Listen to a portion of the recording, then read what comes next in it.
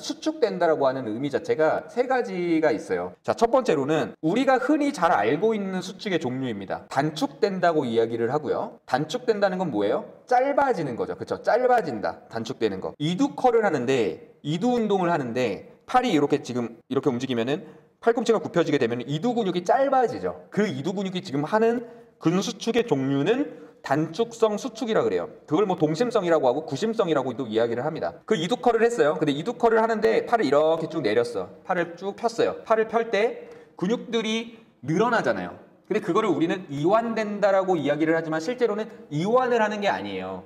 말랑말랑해지지 않고 천천히 풀어주면서 근육이 늘어나잖아요.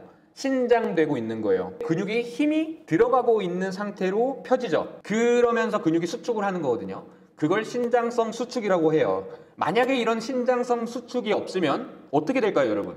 신장성 수축을 만약에 못했어요. 여러분들 이두컬을 하는데 천천히 팔꿈치를 피면서 내렸는데 신장성 수축하는 능력이 없으면 이게 어렵지가 않은 거예요. 상식적으로 이해하면은 그 근육들의 역할들, 왜 이 근육들이 존재하고 우리가 왜 그 운동을 해야 되는지에 대해서 정확하게 알 수 있는 거예요. 축 처지고 통제를 못하고 팔이 뚝 떨어지죠. 그게 바로 신장성 수축이 하는 역할이에요. 신장성 수축의 역할은 그렇게 관절을 보호해주는 역할을 해주게 돼요. 천천히 펴주면서. 그런데 이게 이완되는 게 아니라 신장된다. 신장되면 수축한다. 어려운 용어로 뭐 신장성 수축이라고 이야기하지만 편심성 수축, 원심성 운동 다 이렇게 이야기를 합니다. 그리고 마지막으로 등척성 수축은 뭐냐면 자, 이렇게 그냥 아무 움직임이 없는 거, 노 무브먼트.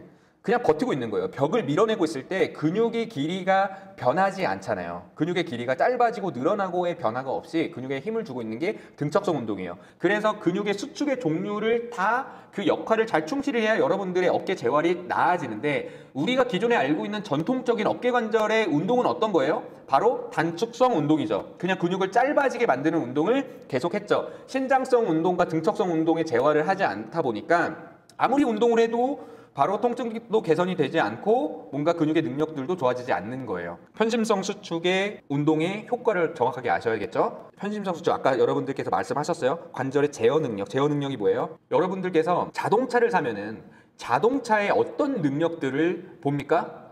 바로 가속하는 능력들 보죠. 그리고 가속만 잘 되면 안 돼요. 가장 중요한 게 제어가 잘 돼야 돼요.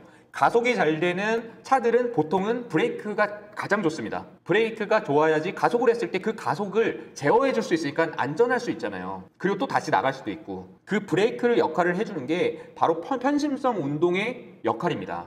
그래서 편심성 운동은 바로 이러한 관절의 제어 능력을 향상시킨다. 그냥 편하게 이야기를 하면 브레이크 능력을 향상시킨다는 거예요. 야구 선수들이 회전근개에 손상이 많거든요. 뒤쪽에 회전근개예요. 극하근이나 아니면은 뒤쪽 회전근개 손상이 많은데 왜 그러냐면 투수들이 팔을 앞으로 던지죠. 그럼 팔을 그냥 내동대기 치는 거예요, 앞으로. 그러면 뒤에서 그 팔이 앞으로 뽑히지 않기 위해서 뒤쪽에서 브레이크를 해줘야 되는 역할이 있어야 되는데 구속이 굉장한 선수들은 구속 자체가 높은 대신에 제어하는 능력이 좋지 않으면 어깨에 손상이 있을 수밖에 없어요. 그래서 여러분들이 하고 계신 배드민턴, 라켓 운동들 모두 다 이러한 편심성 운동을 무조건 해주셔야 골프도 마찬가지입니다. 골프에 스윙을 하고 마지막 최종 동작에서 여러분들 몸을 잘 브레이크를 걸어줘야지만 다치지 않죠. 그래서 모든 관절이나 모든 운동 부위에서 다 편심성 운동의 효과를 누릴 수 있고 그렇게 운동을 해줘야 되는데 이러한 편심성 운동은 왜 재활에서 많이 쓰이냐면 근육은 콜라겐 단백질로 이루어져 있어요. 그래서 이러한 콜라겐 단백질이 잘 배열되어 있지 않으면 기능 또한 좋지 않을 수가 있습니다. 구조적인 부분 자체가 문제가 있기 때문에 그 구조적 손상으로 인해서 기능이 좋지 않을 수가 있어요. 여기 보시면 이게 정상적인 여러분들 근육의 콜라겐 배열이에요. 아주 깔끔하죠.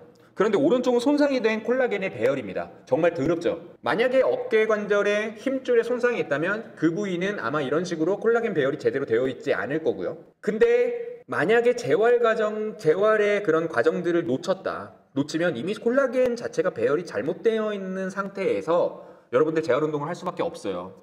그래서 얼마나 빨리 재활을 시작해야 되냐, 요즘은 정말 빨리 재활을 시작하는 것도 이렇게 콜라겐 합성 자체가 이상하게 배열이 되기 전에 빨리빨리 운동을 통해서 정확히 배열을 만들어주기 위해서 빨리 재활을 하는 거고, 그런데 만약에 만성 통증이 있으신 분이나 오래전에 통증이 있었는데 내가 재활을 제대로 안 했다 하시는 분들도 너무 속상해하지 마세요. 콜라겐 배열이 제대로 되어 있지 않아도 기능적으로는 회복시킬 수 있다.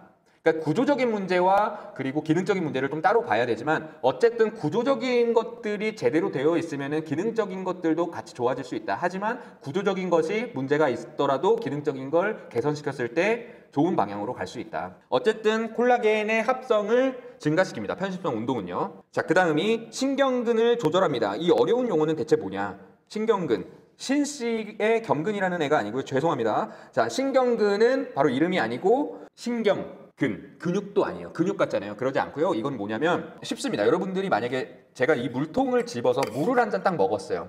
물을 먹었어요. 그냥 운동신경이라고 이해를 하셔도 되는데 물을 먹었어요. 그러면 제가 처음에 우리 머릿속에 의식적인 인풋이 들어가요. 인풋이 이 물통을 잡아야겠다. 그러면은 제 어깨 근육과 그리고 팔꿈치 관절을 움직이는 이두근과 뭐 삼두근들이 어떻게 조절을 하면서 이 물통을 정확하게 가져와서 제 입에다가 딱 넣겠죠.